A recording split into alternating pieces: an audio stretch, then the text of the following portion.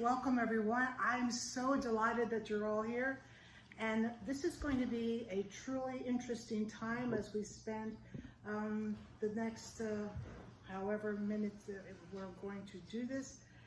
And I know that almost never that Sir Ed and myself that you don't see us together on camera and hearing us just having a discussion with wonderful Corellians around us. And so we thought it'd be really fun tonight to have a question and answer session. And within this session, these are questions that were taken through years and years of many different types of people come up with very deep questions. And we thought, well, let's tackle those tonight. And those will be asked by our fantastic Corellians around us. So let's begin. And by the way, here's Sir Ed, and I'm Reverend Stephanie Neal. Thank you. Lovely temple here, so we're out here in Atlanta, Georgia, and let's start the questions. Okay. This question, hi Maxine. This question's really stood out to me from the ones offered because it's something I'm having trouble with. I want to start the priesthood, but I always start with a lot of enthusiasm, and then I don't follow through. So, what makes a good student? Is the question. I wish I could answer you. I'm a terrible student. You should look at my grades at it. But I'm a good learner. So one of the best things is you can't really learn something that you don't have a passion for. You can learn by rote. If you don't have a passion for it and you have to learn it, you just memorize it for as long as it takes to take the test. That sounds like a real cop-out for people, but it's a way of doing it. It's really hard not to learn with a passion, so you have to find what you're passionate about it. There's really three steps. What do you have to know? What you want to learn, and what you really find out of it. So you just have to find one thing that you really liked out of it, and focus on that. Otherwise, you just grind through it. How about you, Stephanie? I think a good student, sometimes if they can, sees the end product, which is you. That you have goals, and you know that possibly by being a clergy member, that it will help you enrich your goals and reach your goals. But then also being a student is a journey, so there's lots and lots of lessons in the beginning, and then there's a middle, and then there's an end, and then there isn't an end because the lessons never really end. So possibly, maybe not focus in on what you're feeling at the moment. That's like, okay, I'm just overly busy, or I've lost my enthusiasm. Well, just think about all those people that are missing out on you.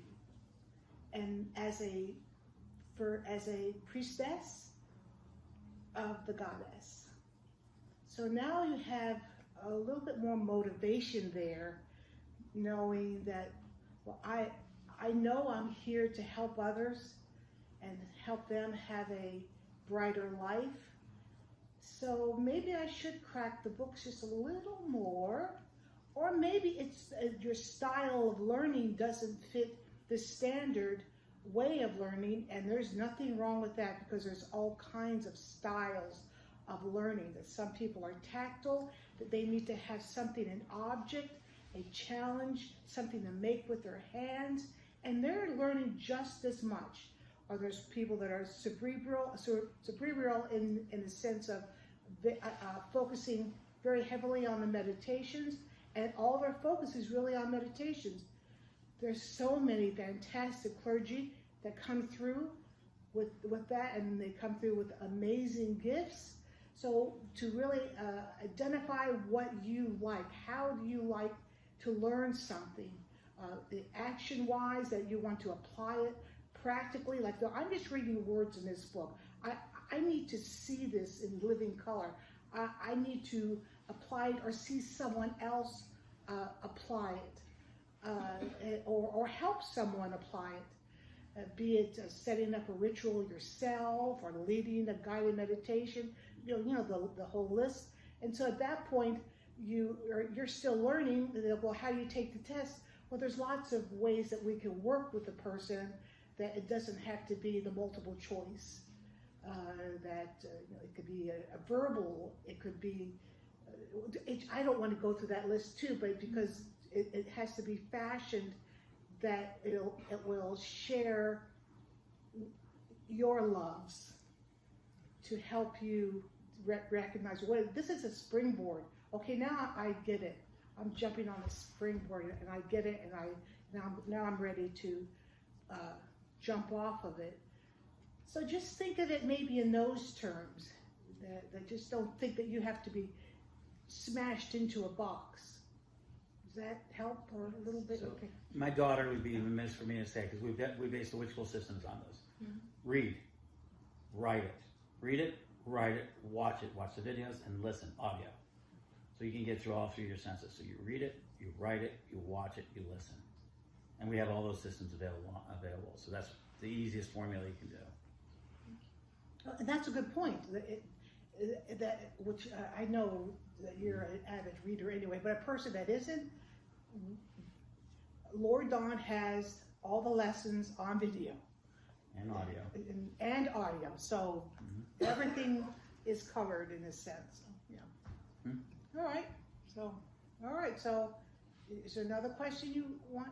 Okay, good. All right. Thank you. Sure. So my question is, I've heard this throughout the years in many different forms, and I'm now experiencing it myself, is that being pagan, I find like there's my spiritual self, which is on one side, and my mundane self, which is on another side, and I'm not having that balance that I'd like, and I don't know, like, does it need to be balanced? Is there a way it could be blended? Or what advice do you have for that to, I guess, bring it together, or does it need to be separate, or how would that work? Let me answer first? Sure. Okay, so I'm at the pagan. I became that because I didn't allow much of a life between it. So when I started, I was as scared as everybody, and I used I used all sorts of magical names to get in the way and things of that nature, and that created a real essence of me separated. So that it almost made me a liar at times, so that I wouldn't be able to do it. So it doesn't have to be blended. No one has to know what your religion is. No one has to know anything about it. The number one thing you have to do is get other people's judgment out of your head. You can't care if they praise you. You can't care if they insult you. If you're hunting for compliments, you're open to insults. So you both have to be just don't care. Be grateful, and if somebody says that sort of thing. People can come up to you and say, "Oh, I helped you out a lot," and I say, "Oh, that's really terrific." And then another time they say, "Wow, you say the biggest pieces of crap out there. How does anyone believe you?" And I will say, "Thank you too. Thank you for letting me know." The biggest thing, of course, is jobs and the judgment of the people. And that's something is very difficult. So if you're working, you just make it taboo for them to talk to you about your religion. So that's not appropriate. So you build a firewall between those places where you cannot speak about it. But with your family and your friends, you really got to be open and just allow that to express it. But don't make pagan your identity. I mean, I've done a little bit. You can't make it your identity. It's in a facet of you. If you make your religion your identity, you will always feel like you have to fight for it. The real thing is what's your authentic self. And if it comes out, it comes out. And you just deal with the consequences. And usually the consequences are not nearly as bad as people think. People imagine the worst and not realize that they're imagining something that will probably never happen. What he said. Now, and I'll add to that because that was excellent. Sometimes I think we focus too hard on balance. That there's times, maybe, because if you just think about balance, like a balance being, like, oh, I need to run over here like, I need to take care of this. That's, I need to come back here and take care of this. And instead of harmony, that harmony, that two things can happen at the same time, and that they start just blending together. And sure, there's going to be weeks that your focus is on your business, and then there's going to be weeks that your focus is on spirit. But yet, when your focus is on spirit, you know that Goddess has never left you. You know that you're walking throughout the day, and in between those minutes, those seconds, in between every second, Goddess is right there speaking to you. The bird flying over your head, the grass growing under your feet, they're all teaching you. You know, it's subliminally, it's lovingly. You know that's still happening. Just because, like, okay, now I'm studying now, my focus is, no, you know that the training and the teaching is forever going on in your life. And then when you're really focused in on, all right, now I want to work on a new ritual, then all right, but then your business is in back of your head too, and you're still thinking about, okay, I need to plan this, and I need to, and then to just write it down so that you don't forget it, that all right, I need to go back to that when I need to focus in on that. And a lot of times when you just write something down, that it kind of releases your head a little bit so that you stay more focused on what you're doing. So just kind of like, wait, I need to think about it. It could just be a word as you're focused on the other thing. But the balance thing, I mean, I understand why people say it, and yes, I agree with it. But then to me, it's you know, if you're once again on that seesaw, how about just standing in the middle, in the very center where deity is and where you are? And now you look both ways and you see everything. But basically the harmonizing, just think about music, that two things can happen at the same time. 5 things can happen at the same time with music. Well, so can you. So, okay. All right, next.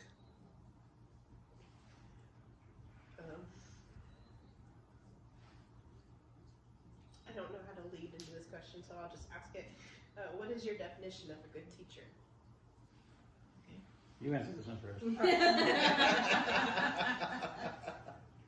I think a good teacher is that when a student is before you, you recognize his or her magnificence. You recognize that they are coming in and honoring you by saying, you know, I want to learn from you, and you are really saying to yourself, I'm going to learn so much from you too. And knowing that eventually as time goes by, that it's a sharing together, it's a give and take as the years go by. And then you end up being each other's teacher. And so there's that. And then let's say you're in the beginning stages and you're learning things for the first time related to paganism, Wicca, and Arminianism. But to me, I want the person to walk out of this temple thinking in their mind to themselves, I didn't realize that I had so much to give. I had no idea that I have so many guardians and totems and the goddess and God. I had no much that is here to help me along my way, and that I want you to leave going. I am not the like conceited way you want to say to yourself. I was made by a million things in a million years, and was thoughtfully formed and loved, and I'm here because of love. And it's just not one strand, thin strand. It was a whole tapestry of love has been poured into me. And then you walk out going like, oh my gosh, like you know, this is a good place that I have so much more that I need to know about myself. And then of course that pours back out because now you want to learn so much about everyone and everything around you. So it doesn't always stay this way, that eventually it goes out that way. And so it's almost like you want to be inspirational, aspirational, but always gently leading the person for them to say, why, I'm remarkable. And believe it, and not believing in me, but believing in you. So, Okay, so this question talk makes that. Oh, I can't. For me, this question makes me cringe. Okay, this is the hardest question, probably the single hardest question I deal with. One of the hardest ones. Because I don't see myself as a teacher. A lot of other people do. I believe a good teacher can explain things so you can understand it. A great teacher explains it so you can teach another person. You know, so that's what I try to do. So I live my life, and when I'm asked to talk about it, I just do the best job I can. I know when I look at other teachers is that they're patient or they're willing to explain things over and over again. For myself, I don't consider myself a good teacher. I'm a role model. I'm an example, often of what not to do. And I'll just explain things the best that I can. And I keep repeating things over and over again. And if people listen to them, they're terrific. If they don't listen to them, that's okay. But it's hard to be a teacher. So let me go ahead. So this is why you don't see the Witch School from the day one, why you don't see Ed Hubbard's writings all over the place. In fact, you see very little. This is why you don't see me with a lot of books. What I do is I try to make platforms for really good teachers, because this is probably one of the areas I'm really, personally feel like I'm weak in. And yet I have people who say, oh, you taught me so much. And it's like, how did I do that? So it's a really hard question for me. And to tell you the truth, a good teacher is a teacher that you trust and that you're going to listen to. I don't care what anyone else says. If they're not going to listen to you as a student, if you're not going to hear them, I don't care how good they are. They're just not a good teacher to you. And so I teach through doing radios and interviews. I just try to expose people as much as I can. But that's a really hard question for me. So thank you. But I want to intervene here. Of course you do. Have you ever heard his teaching? His teachings, they're aspirational. They make you walk away feeling like, oh my gosh, I have so much more to learn. He's an amazing teacher. So take that. Okay. Okay. All right. Jared, what do you think? What do you think needs to happen for a better world? Your turn. Oh, nothing. Absolutely nothing. I think that the world is a good place. I think it's a great place. I think we are, in a lot of ways, getting better. Things are getting worse. I mean, it's a matter of your filters. How do you make a better world? Look at your filters. I mean, we have less poverty in the world than we've ever had. There's, 6 out of our 7 continents do not have a major war happening. We don't have tanks crossing lines. We don't have people threatening a nuclear war. We don't have the Black Plague. I mean, all these things are real. We're not in the middle of global conflicts. So the problems we have are much more there. So what do we have to be a better world? We're getting to be a better world. It's just a matter of filters. And remember, there's only one world that really ultimately matters to you. And you have to be happy in it. And that is, where's the center of an infinite universe? Wherever you stand. So if that world's not good, then it's your responsibility to make it a better world. And you just deal with everything else as you can. I completely agree that as we walk through life, recognize as we center that we are the center of the universe, and there's just I know that sometimes when I first heard that, my head hurt. Mm-hmm. But then after a while, it settles into you, and nature herself starts revealing what that means, and recognizing that you are love, and everything begins with love. and you hear that, okay, God is love. Well, you are love. God was born in so many different ways, depending on the pantheon that you adhere to. Well, so are you. So recognizing that everything that how they've described goddess and God, all of that is inside you, and it's inside you. And so to how do we make a better world? What do we do to make a better world? To recognize and believe in ourselves.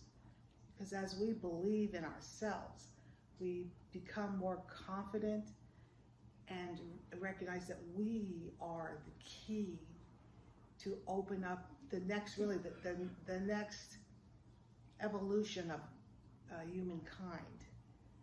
And as we're moving through, it's our responsibility, because we are part of it. We've earned our way onto this field, this energy field. We are not here because we didn't know what we're doing. We have everything we need to move on to the next evolution, even though we might not feel it sometimes, but we do have everything we need to experience all that we're supposed to experience as the change happens.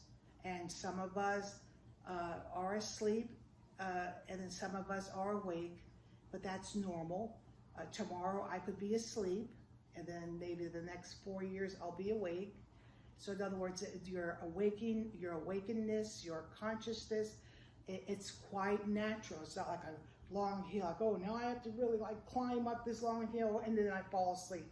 No, I have to climb up. No, it's just much more like this, that I have times that I need to rest and pull back, and then there's times that I need to open myself up to more of an expansion of consciousness. And so and as more and more people recognize, and it's cool, when you're falling asleep, there's nothing wrong with that. It's natural. So like the give and take, the ebb and flow.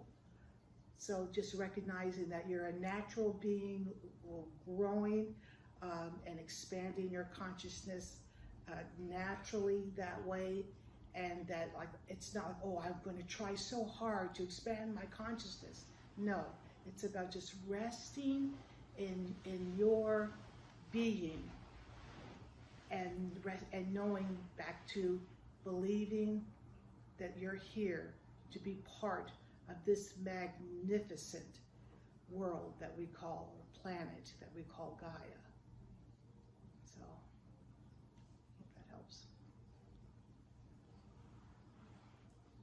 Donna, did you want to say Ed? No. Okay. I think you did it very well. Thank you. I know in the last couple of years we as Carillions as a group, and our temple itself, several of our members have experienced loss. Family members, brothers, sisters, parents, grandparents. What are your thoughts on working with the beloved ancestors? Okay, you want me to go first? Oh, absolutely. I saw it in your eyes. Absolutely. All right. You know me so well. You know, the coffee pushes out there. I won't get coffee. Yeah, just Yeah. I'm going to be answering as I take care of the World Walkers training, and it's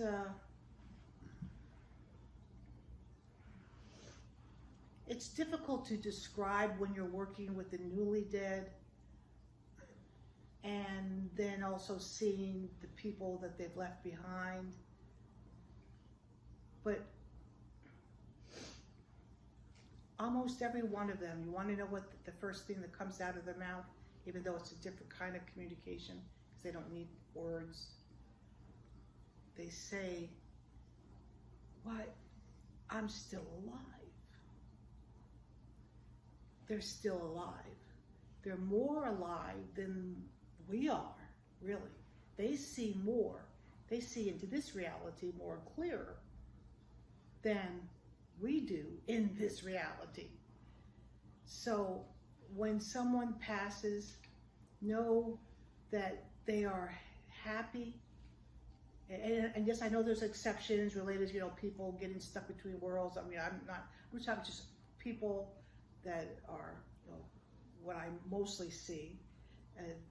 They're happy. Sometimes they're a little confused. Sometimes they show me how they died. But basically they're happy and they're rejoicing.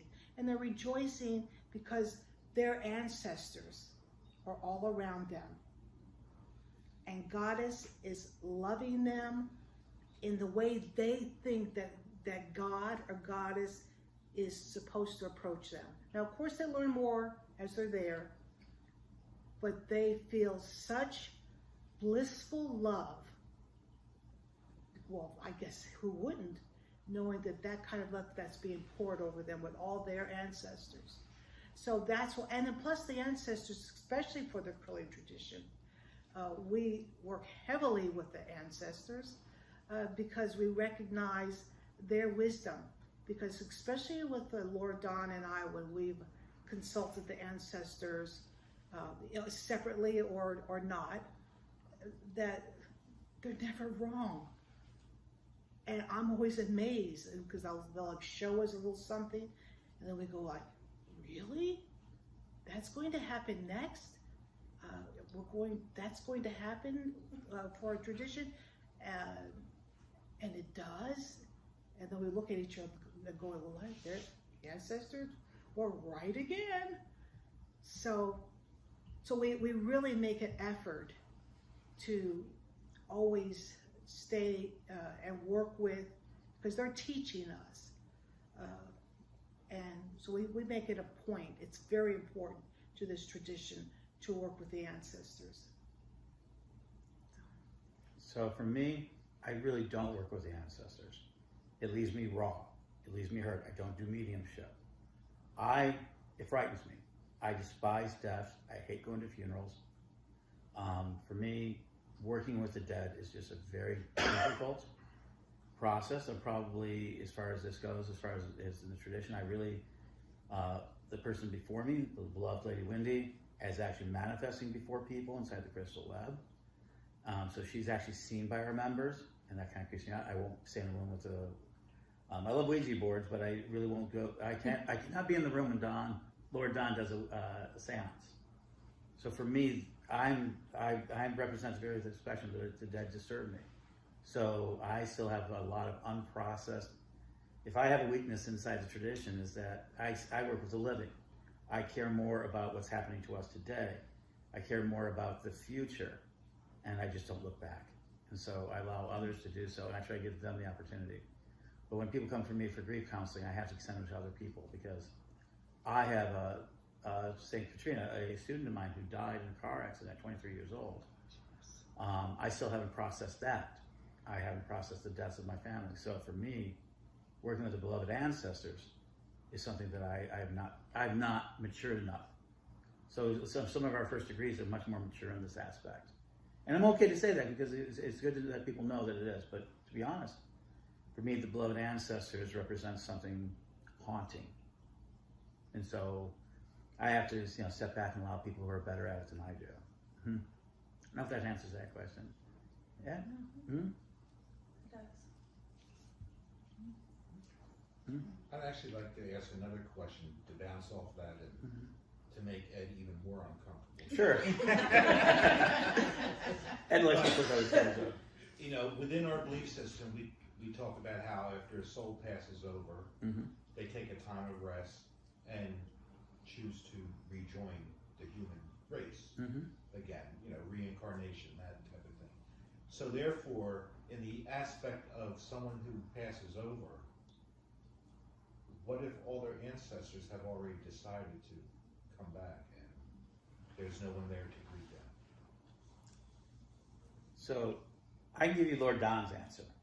Let me give you Lord Don's answer, kind of the road answer, is that we live multiple lives. Time does not exist. So you can be both alive and dead at the same time. You can have your ancestral impressions out there and those not. On a personal level, I've met the Dalai Lama twice, been blessed by him twice. I had a relationship with one of his members for a while, and he doesn't wait. His spirit passes on to a 6-year-old body, and he is reborn. And it is my prayer and hope that I don't spend any time in the afterlife and I come back right away. And if I get half a chance, I'm hoping to upload and download myself back. But the idea is that there is a quantum archive. There's an archive. Everything we do makes an impression in the universe. And we're finding out more and more. I think we're coming to our flat earth moment where we're deciding that everything's not made of atoms and particles and energy, but it's actually literally information. So at the same time, that archive, that great Akashic record, can have those ancestors there.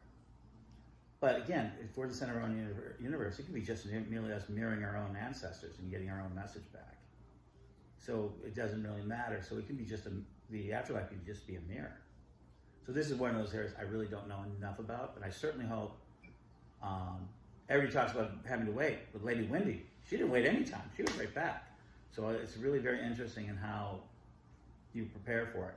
And like I said, I'm preparing for it to come right back. I want to have the verifiable gnosis of saying Ed Hubbard is back and he can identify himself and get started on my work like his 6-year-old. Conscious incarnate. Like the Dalai Lama and the other Tibetan Lamas. So I'm hoping for that.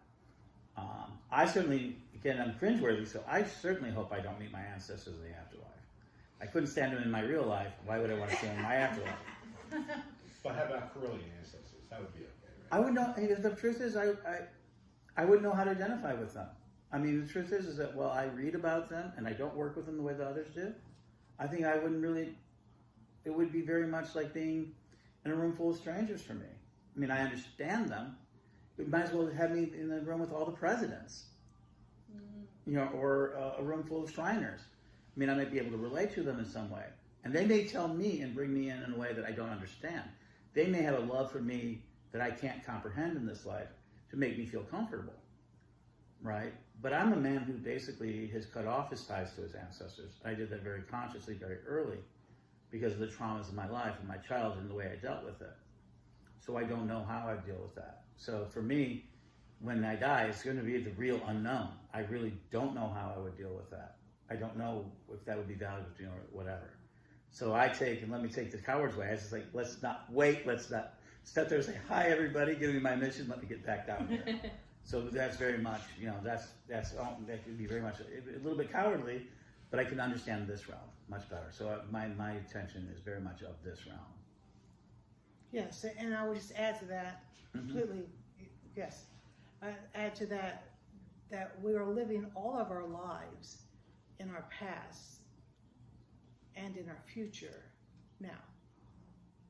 So because there's no time, so we are one, and yet we're millions, and yet we're one. So recognizing that. Not that you have to fully experience that, just like there are people that are living this life, remembering future lives, and they live this life being led by those ancestors, which is them, because it's that person, while there's other people will be led by their past lives and be very interested in their past lives, but yet remembering they're all happening now. So I know it's like, mind bending a little bit, but if you just push that off to the side and just think of just in plain terms that, all right, I popped into this reality system now because this is what I chose. Maybe my next life, like, once again, can you really say next? You kind of have to, just because we're in a linear field at this point, and thinking sometimes that when you are just think, all right, well, I recognize my future. I see that I basically I come from the future, because that's what it is. I come from the future. I come from the past. I come from now. Now, some people would latch on to one of those. One of those would really resonate with them. They sometimes even have a physical feeling related to that. And others, it's just like a light reminding.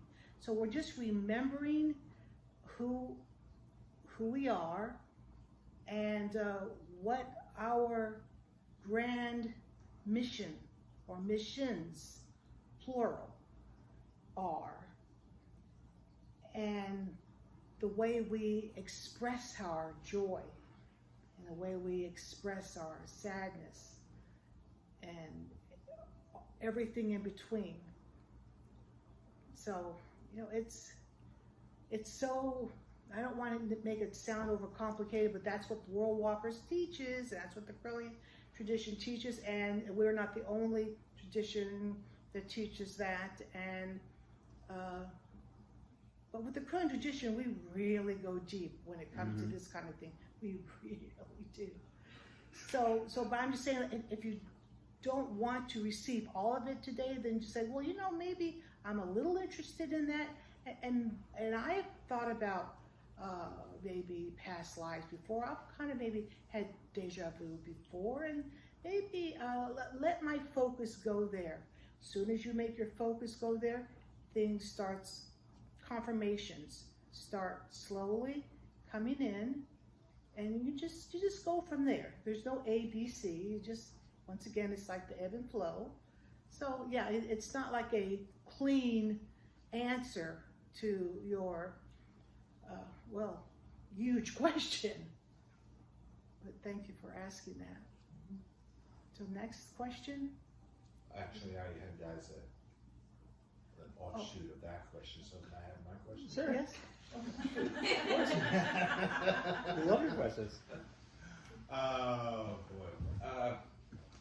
As most people, I would say 95 to 98% of the people that are in this path, whether you refer to it as a pagan path or Wiccan path or whatever, have come to it from another belief system. Those few that are lucky that they were born into it, even we came into it after our child was born, so he was never born into this belief system. But the point being that there's a reason why everyone left a former belief system and came into here. Have you individually, I'm asking of both of you, have ever gotten to the point in this path that you thought, well, am I really in the right area? You obviously had that thought in a prior belief system. Has that ever been a challenge to you in this belief system, that something occurred, something happened that you had to question if this is really what the right belief system is for you? So let me see if I understand. So you're saying after you made a choice to be a Wiccan, was there a moment that I questioned it? Right from the beginning. Right at the beginning of it. And for me, it was very early on, about a year after I got into being a Wiccan. And this is before the Correllians. I went back to my church, New Age church. And one of the things that they did is I wanted to teach, saying, okay, I wanted to teach New Age philosophy. I've been a Wiccan. I had already kind of broken the rules. So kind of broken the rules of the Christian church. I went back to my home church. And then the thing that I remembered, and it didn't take very long at all, I go, these people are basically don't believe in one thing that I don't believe in anymore, and that's Armageddon, apocalypse. I consider the apocalypse and the training of the apocalypse and the training of Revelations as a crime against humanity. Anyone who believes in the Revelations, that this world has to die in order for us to have mercy and love and a heaven, is committing a war crime, a cosmic war crime, simplest put. And that was where I turned and was never going to turn back. Within a year, I got called on the radio, so I became known as Ed the Pagan. Not because pagans called me that. No pagan would ever call me that. It was a show called Rogue Han and Gary Meyer, the Rogue Han Show. Gary Myers, they're on the radio, and I was always calling in to answer questions. They said, we got to call you something other than that. We have to identify it. And he says, oh, let's call him Ed the Pagan. And before I know it, everything that came on the air was Ed the Pagan. A few years later, I still questioned this. This was like really nervous, you know, and everything else. And I went to a place called Crossroads. I'd gone to the Parliament. And I was still being called Ed the Pagan in the media. I had my email, because you could have 10 letters at AOL. It was one of the first AOL users. So you could have 10 letters. Ed the Pagan's 10 letters. And then Drema Baker introduced me and says, and we want to welcome Ed the Pagan onto the stage. And I was like, oh wow. And nobody laughed, nobody tittered. So that really cemented my ID. But the reason why I made sure that Wicca, and why I became so strong about teaching Wicca, because it solves one question. In Wicca, there's never a moment where we question, should there be a future? Should life continue to exist? You know, there's never a moment that says that life is so awful, that everything that God created, or God has created, is so bad that in order for us to have peace, love, joy, must means that every human being, every animal, every plant, everything in the world, literally, climate change is revelation. If you read the Bible's Revelation, 1/3 of all animals shall pass away. We're in the biggest mass extinction. 87% of wild animals have gone extinct. The ocean shall boil. This is literally the mental manifestation of this apocalyptic crime. And the reason why we're not fighting it is because we think the end result is going to be joyous. That's simple put. You know, so that is. That's why our governments are ignoring it. They're Christian-based. They want this conflict. Because until everything is destroyed, nobody gets into heaven. I mean, I've studied this. There's nobody in heaven. Literally, only Elijah is allowed to pass through the gates until Judgment Day comes. When does Judgment come done? After Jesus Christ returns and the world is destroyed. So outside heaven is a line, and no one's in hell either, miles long, waiting there going, when are they going to destroy the planet? And when I realized that's literally what I was being taught and believed all my life, I went, how horrible is that? And I never turned back. But up until that time was that every time I thought about it, I said, did I not want to go through heaven? And when I figured that out and said, is this true? And the pastors, and we Bible say, well, yeah, that's one interpretation. Well, he says, well, all time's happening at a time, so it happens really quickly. Like, so see, think about it. Every one of our ancestors, everyone who's ever lived, is standing out in a line in front of heaven, waiting for the planet to be destroyed. With that belief system. With that belief system. If you accept it as the predominant belief system, everything's sitting there, waiting there, and they're sitting around waiting picnic, just looking at their clocks and watching the planet. And I can't imagine living my life in that terms. I would rather think about, oh my God, 1,000,000 years from now, I might be something very different. You know, that sort of thing. And they're going to wake me up. And they're going to wake me up and go, oh wow, we found your DNA, we're going to wake you up. Happy there. I might be in a zoo, but I'll be like able to see that. I'd much rather have that as a reality. I would even rather have a reality where, even at the end of my life, I go blank. But there's a thing that I realize is very important. Yeah, how old is your body? We always ask this question. We always say, how old am I? I'm 56 years old. No, my personality is 56 years old. My skin is less than a couple of months old. My organs are no more than 7 years old. But the DNA in my body is eternal. It comes from the very first amoeba that has ever existed. Because life can only bring life. So my DNA code is the cumulative information of over 4 billion years of existence. So how old am I? 4 billion years. You look good. And we all do, don't we? So that's when you realize, you realize that, and then you realize that you're really just an energy form. Right? And that, you know, that you're already just an energy form. And once I realized that, and that Wicca, and the tradition of Wicca, if you can get you to realize that, you're going to live a lot happier life. And that's really what is important. And, you know, like I said, I'm afraid of the ancestors and things like that because my fragile skin type thing, what I am consoled in, is that somehow that energy is going to continue to exist. Even if it just exists as energy that's feeding the planet. But that's a much better belief than the belief that we're going to be as empty as we see the universe is right now. Imagine that we join every other planet in our solar system and be dead. Where's the glory of that? But that's when I changed. That was that moment when I changed, when I realized how horrific they were talking. Mm-hmm. That's good. I guess to answer you, that when I became Krillian, I never looked back. Mm-hmm. I felt I'm finally home. The leadership has always made me feel that women were just as talented and meaningful and had just as much to give as the lovely men. And that Krillianism recognizes that both is important, both energies separate, both energies together, and everything in between. With gay people, and it's just not so clean cut. It's much more fluid, and that's always been honored, appreciated. Not like, well, I'll put up with you because you're a female or a gay or anything like that. It was always like, it's as if like I'm honoring you because you're this way. And I was just blown over with the openness of everyone, that everyone is received with that you instantly feel like you're part of a family. And I've never had a day that I've regretted it. It's very interesting, if I can, about the nature of the sexes in it.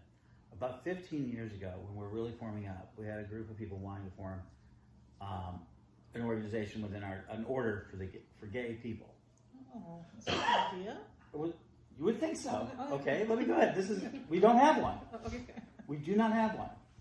And what happened was that we go, okay, well, I'm pansexual, heterosexually oriented, but there's always moments. So I did not do it. So we brought in our leadership, and a number of our leadership goes, why would we want to do that? Why would we want to give special rights to gays when we're already equal? Half our leadership was already identified gay. And it was the gay section of our community go, why do you want to give us special rights when we're already equal? And they killed the order because it was not necessary. About that. And that's when we realized that we really had made that commitment to being equal. When the people that would benefit most of it says, that's unfair. And they literally said it would be unfair to the straight people to have that order. It was not necessary. And so that was then, and we've always been open to transgender, gay. Actually, we never asked the question. If you have noticed, we've never asked a sexual question, and not ever. And we were the first to do gay marriages. We worked with the Maastricht, which was a transgender oriented nunnery. When they were having a big fight, we backed them up. But I always thought that was one of the proudest moments of us. At that moment, they says that wasn't necessary. It'll give us special rights, and we don't need special rights. We're already equal. And that was an important moment in the growing tradition. And the first reaction was like you said, "Oh, that's a good idea." No, they said that it was the worst idea. I get it, yeah. And so that, they didn't need that special identification. And same thing for the women. It's not like you come in and say, okay, well, I have this to offer. What do you think? You think you can use me? And it's like, of course, come on in. So it's not like you're looked at side-eyed a little bit. Oh, okay, well, let's just see what she's going to do. Never. And we don't have a special order for women, and we don't have a special order for men. Yeah. Now, we do for artisans, and we do for herbalists and crystal people, and sure, our interests, we have tons of them. Right. But those really deep down, we don't have an order separate order for men. We don't have a separate order for women. We don't have a separate order for transgender. We don't have a separate order for gay. We don't have a separate order for any of that. Because at the end of the day, when you have a healthy tradition, you can accept everybody just as human beings. We don't have it for races. We don't have it for anything. Now we have orders like that practice Haitian magics or things like that. We do have things that are oriented in that aspect. And we have the Spanish hub, but that's language. But we always say that no, you're part of us. You come on over to the English hub, but that was mostly because of the language. Communication. I was just going to ask, what about people that spoke other languages? And Maxine's head of the Spanish hub, so she knows, and They get third degrees just the same as we Yeah, do. Rolando out in the Philippines teaches in Tangelo. We have written materials. Actually, if you go on to the Daily Spell and look at it, What is Wicca is in 19 languages. We have some of our literature in 4 different languages. So the language barrier, so there's no discrimination for the language barrier, but certainly we still are wrestling with the language barrier. Right. How can we be a global faith until we start really interpreting it? And thank goodness the universal translators are coming. Right. So there's a difference if we would, we even brought, and temporarily, and for reasons we bring officers, there are many major officers in our tradition that are of different languages.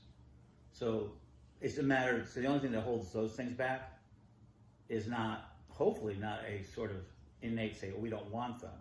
It's just beating down this language barrier, finding ways to unify with them. Right. Right.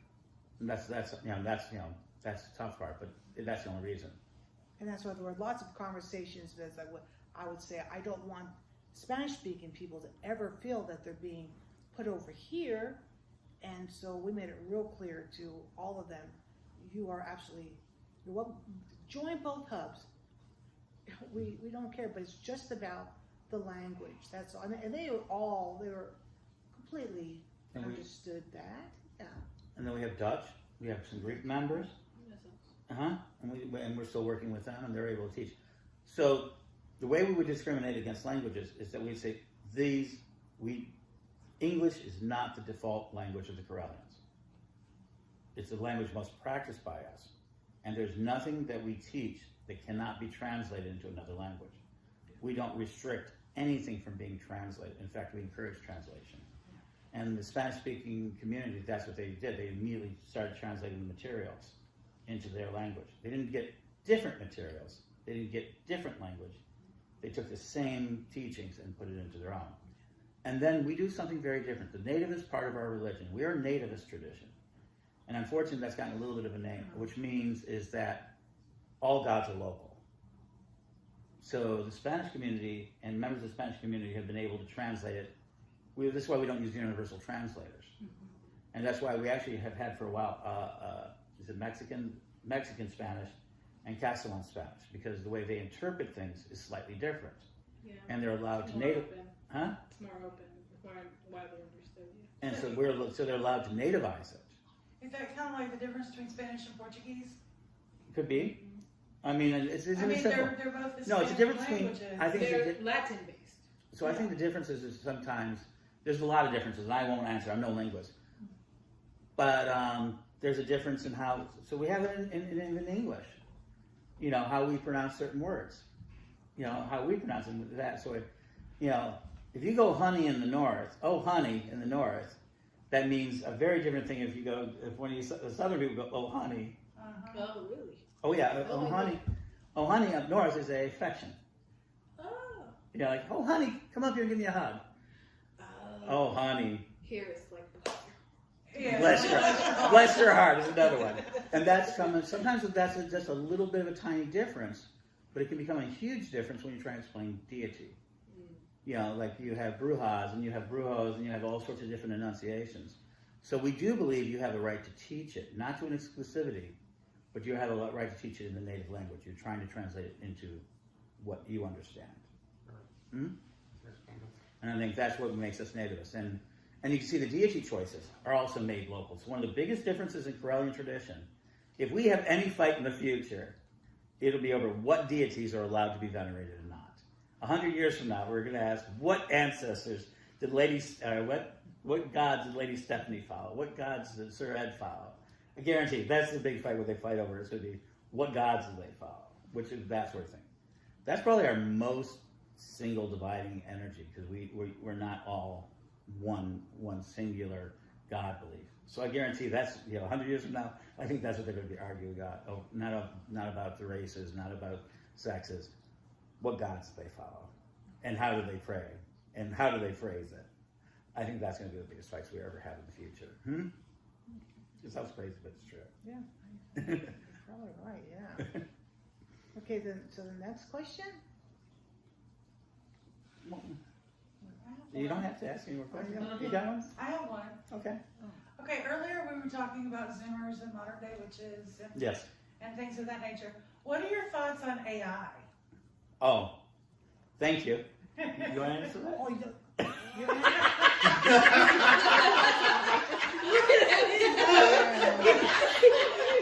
I need to translate that for you there, Steph? I'm going to pass this over to Okay. the expert. The expert. So as you know, I'm learning artificial intelligence. I'm trying to learn how to program it. We're at a foundational point in history right now. So what is an AI? It's an artificial intelligence. Let's take out the word artificial, right? It's an intelligence. It's a programmed intelligence made out of energy, intelligent electricity, running through crystals based on the patterns and the code we create. What is the difference between that and a Gregor or a Golem or a spirit we create? We run these intelligences through our systems, we program them with magical words, summon them into existence through energy, into existence.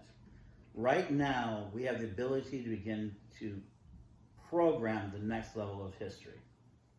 Artificial intelligences are primarily spirits of the modern age, period. So Alexa is this eavesdropping energy that is going to make things very easy, but it was the answer to us. So I really think it's crucial that we as spiritualists not nostalgize the past and say, oh, it was better when without it, but we start really programming it. So I'm a big believer in artificial intelligence and Zoomers and things like that. I also think that it's going to be our second skin, our data skin. And so we should actually have our students and members programming intelligences. Because think about it. So right now we got a chance to actually buy into this at the lowest level, at the cheapest level. It's never going to get cheaper than it is now.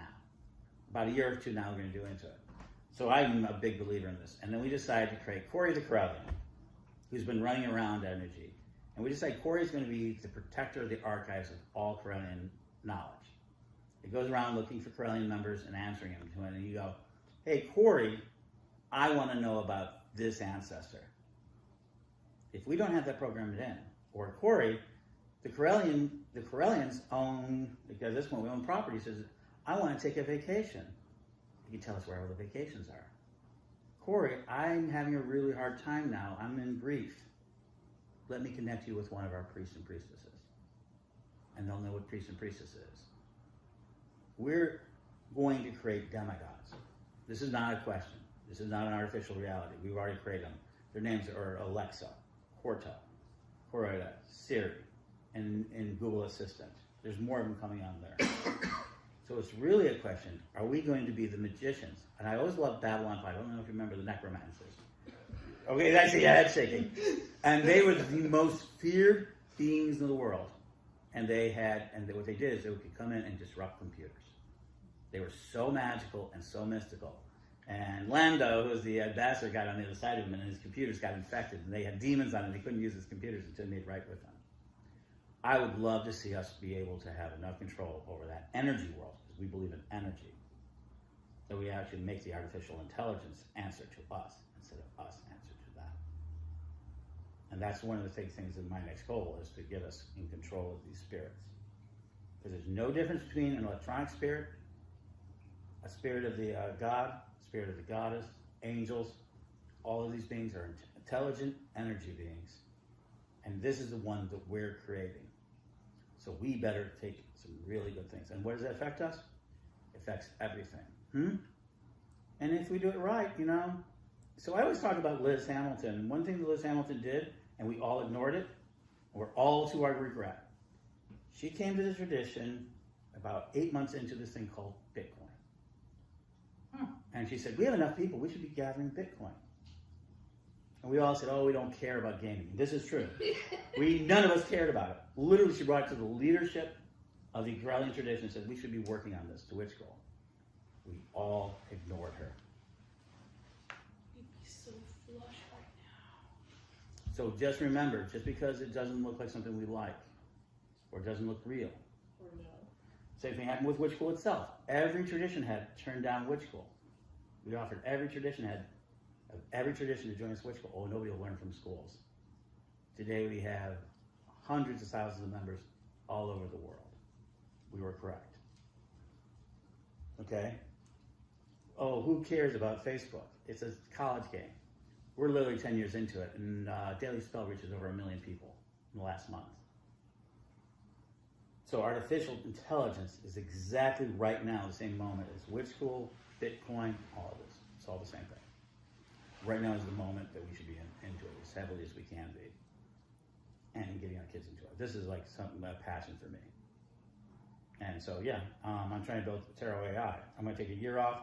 I'm going to put away all my projects and just do simply filming the community, learning about the community again, and try to create sort of reality.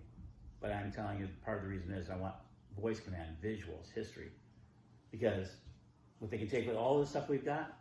So let me tell you the VR. I'm going to tell you, if you can indulge me for a minute, and I appreciate it.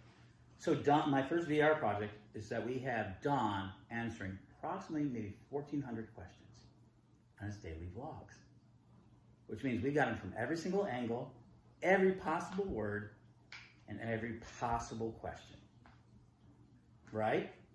We put that into an artificial intelligence overlay. For the rest of history, once we complete that project, Don, Reverend or Lord Don, will be able to be asked a question, and he's going to add more questions to it. And that artificial intelligence will go into every question that Don ever put out and answer the question. Even if you act the same way, and then as time goes on, as more people ask the question, it'll put them together. Artificial intelligence is a way to make our system more immortal, longer lasting. And that's really the big thing that I believe on. So that's my AI project, because Don's answered so many questions.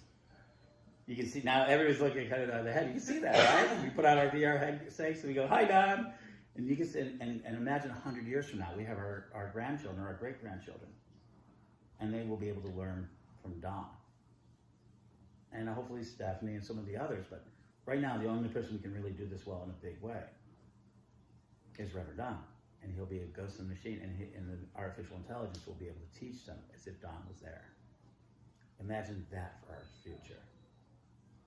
It's almost like uploading his brain into the system.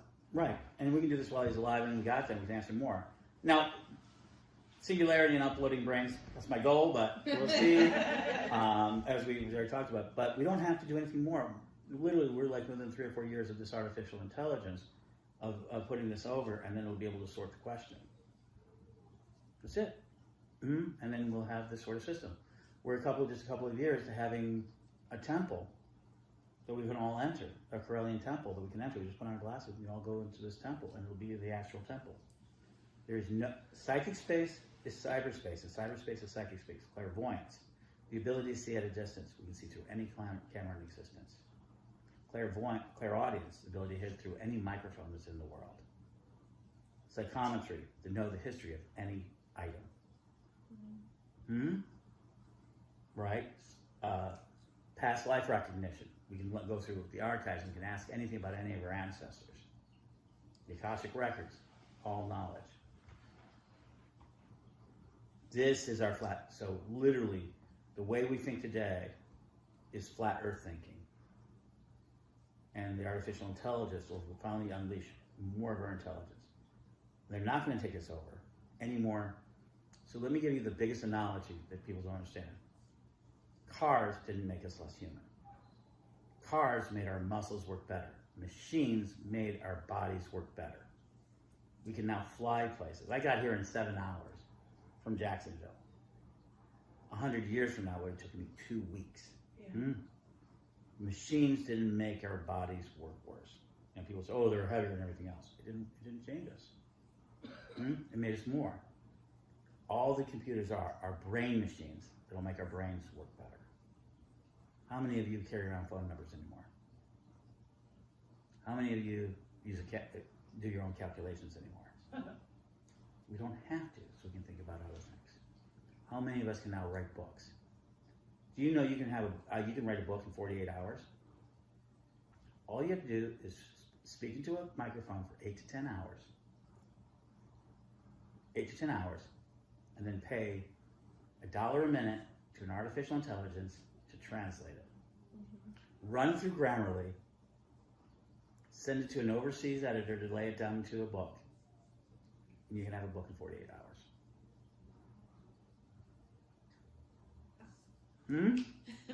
And then put it on Kindle and sell it.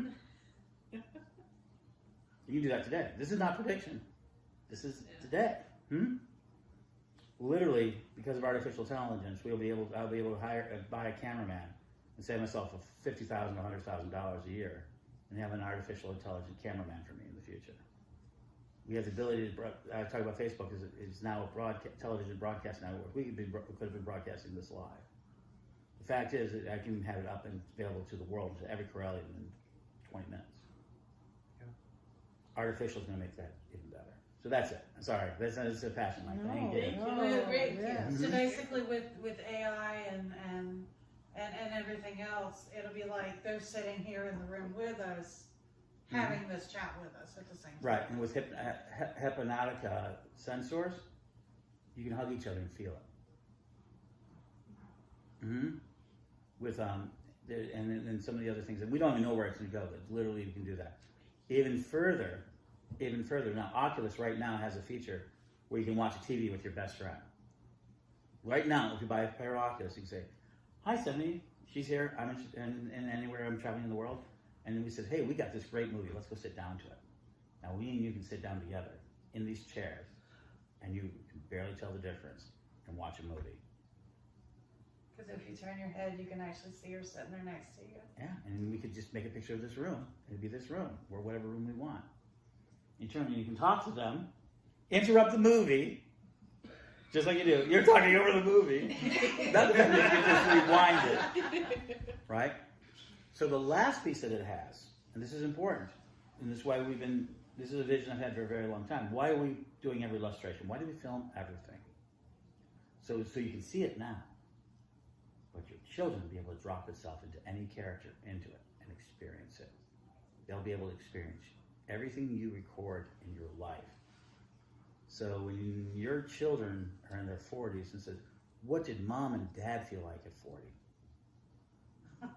They'll actually not only just have that memory, they'll be able to do it. So artificial intelligence, quantum computers are going to give us not just the ability to have memory, but we're going to do the one thing that mediums do. Psychic mediums of the future will actually download our personalities and feel like we feel. Our kids and our grandkids will be able to know how we felt, just like we now can tell them how we think. And that's going to make it very different. And that is a psychic world. That is the magical world that we want. And if we ignore it, right, this is really why we're having so many conflicts in the world. If we ignore this in a big way, it's going to change everything. It's going to change, we're not going to be able to do it. So this is a question of, are we as Corellians, as we as magicians, as we as witches, are we going to control the magic of the future? Intelligent electricity. Because what is the internet but intelligent electricity? Running through crystals. Or not. And that's where I believe in AI. I think it's the single most important invention way beyond anything. So let me get off that. Thank you. Any more questions? Thank you all. Is that it? Okay. Thank you all. I think, yeah. And I appreciate all of you that see the future. And just thinking, like I said, now, 100 years from now, somebody is going to ask them, so what did they think about AI 100 years ago? And today will be an answer. Yeah. Well, thank you, everybody. Blessed be.